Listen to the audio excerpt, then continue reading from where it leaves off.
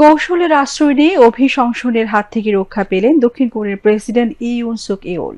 ক্ষমতাসীন দলের সদস্যরা পার্লামেন্টের শনিবার সন্ধ্যার অধিবেশন বয়কট করাতে এই যাত্রায় বেঁচে যান তিনি।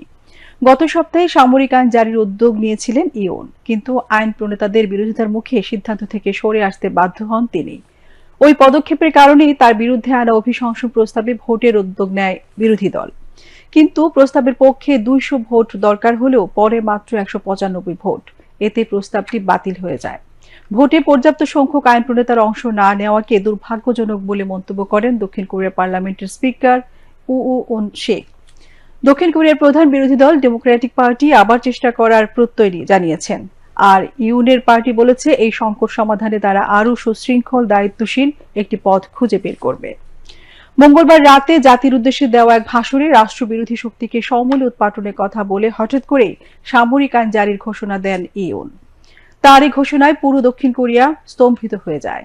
রয়টার্স জানায়, প্রেসিডেন্টকে অভিশংসন করার জন্য পার্লামেন্টের 2/3 আইন প্রণেতার সমর্থন দরকার ছিল। এটি নিশ্চিত করতে বিরোধীদের ইউনের দল রক্ষণশীল পিপলস পাওয়ার পার্টি পিপিপির অন্তত 8 জন সদস্যের সমর্থন দরকার ছিল। কিন্তু পিপিপির আইন প্রণেতারা অন্য একটি প্রস্তাবের পক্ষে ভোট দেওয়ার পর অধিবেশন ছেড়ে চলে যায়।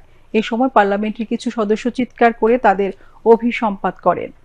ইউনের দলের মাত্র 3 জন ভোট দেন। এর আগে শনিবার সকালে জাতির কাছে ক্ষমা প্রার্থনা করেন প্রেসিডেন্ট, কিন্তু অভিশংসন ভোটের আগে পদত্যাগের দাবি প্রত্যাখ্যান করেন।